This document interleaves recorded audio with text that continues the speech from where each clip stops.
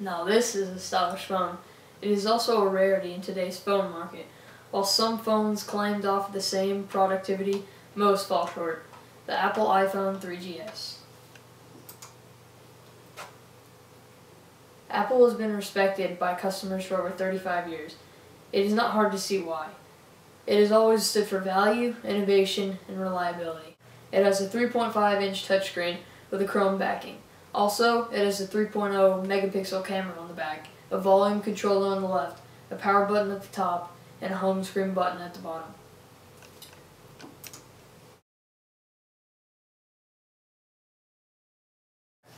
The iPhone 3GS's value begins with 3G connectivity, allowing for customers to stay in touch or work wherever they are. Not only that, it offers several varieties of communications such as phone, text, email, Facebook, Twitter, Skype, and many others. Point out to your customers that for business, video conferencing with Skype will be very helpful. Also, make certain that your customer knows that it stores all forms of entertainment such as music, videos, and games will not work. Get lost often? The iPhone 3GS comes standard with an integrated GPS system to ensure you are never late for a work or a meeting. Available in black and white for only $200. Not a bad deal, huh?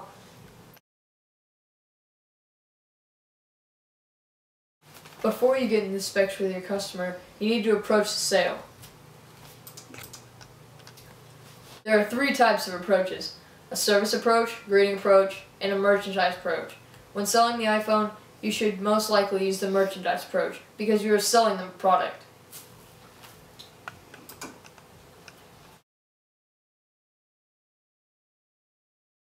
One of the most important aspects of your presentation will be the questions you ask the customer.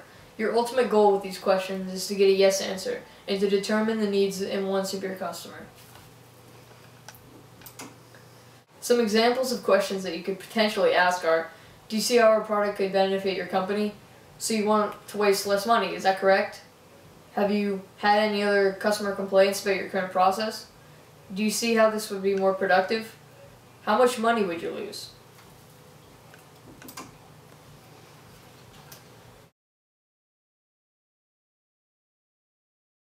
After you approach the sale and ask questions, it is time to demonstrate the iPhone.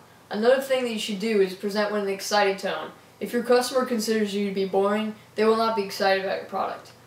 Only present the attributes that will most benefit your customer. Also, get the customer as involved as possible. Oftentimes, when you let the buyer test out the product for themselves, they get a better feel for the product.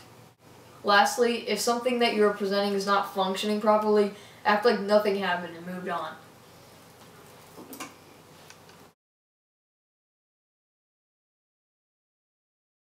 Also, it would be a good idea to incorporate a visual aid such as data on the iPhone or a brochure or PowerPoint, something.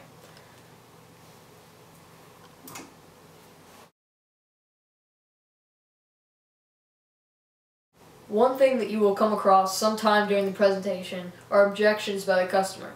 Some common objections are fear that the iPhone won't be worth it, price, paying too much, and timing, not ready to buy the iPhone. Do not freak out.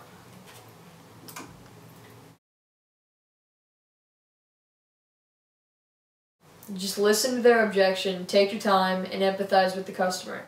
Use the following strategies to resolve their objection: boomerang, direct denial, third party, and yes but.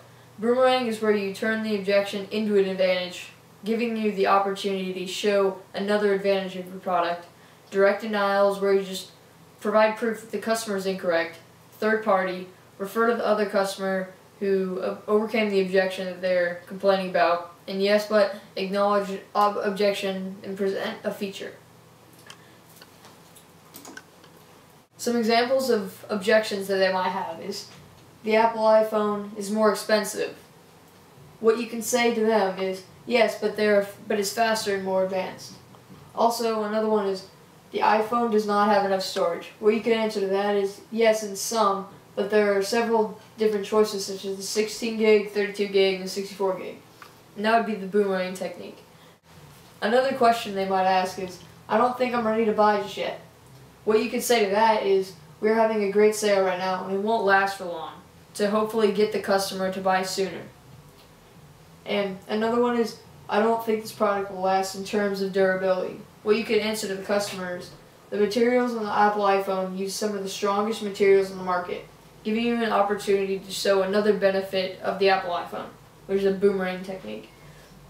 Another objection that a customer might have is the product is not reliable. What you can answer to that is, yes, it is. I actually own one myself. Just putting in a personal direct denial.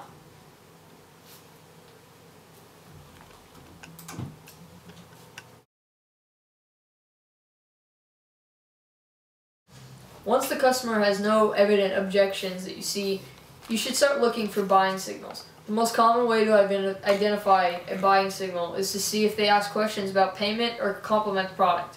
Some examples of questions they ask are, can I pay by credit card? Are there any extra charges? Wow, it's a great price. Or just any general positive comments about the product. Or they're holding the product for a long amount of time.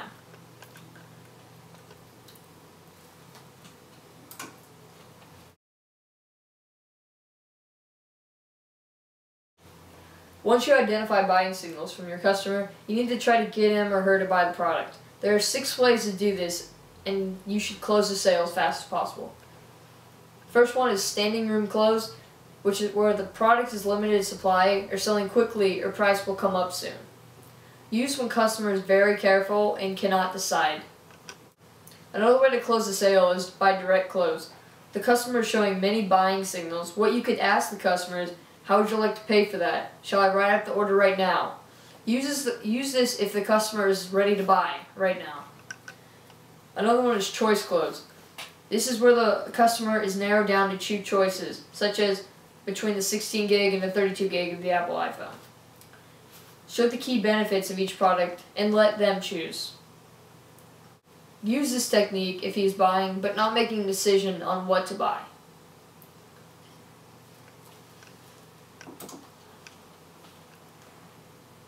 Another technique is summarize and close. All info has been presented. Summarize main features and benefits, review concerns, and key selling points. And use if the customer is not showing any general opinion if they're going to buy the product or not. Yet another way you could close the sale is close on an objection. If the customer is showing buying signals but they have one objection, resolve the objection and use direct close. Use if customer has one objection to keep them from purchasing the product.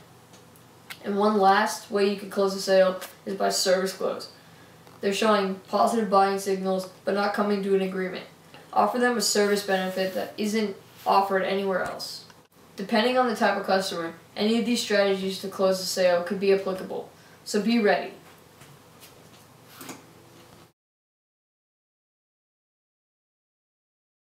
Once they agree to purchase the product, you need to complete the transaction. Make certain that you get all of the required paperwork to complete the payment.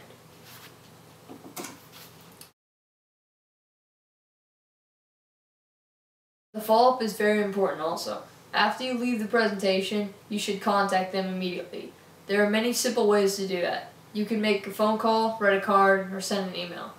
Well, these are all the tools you need to effectively sell your Apple iPhone. Good luck out there. I'm Kevin Tosin, and thank you for watching. Peace. Kevin.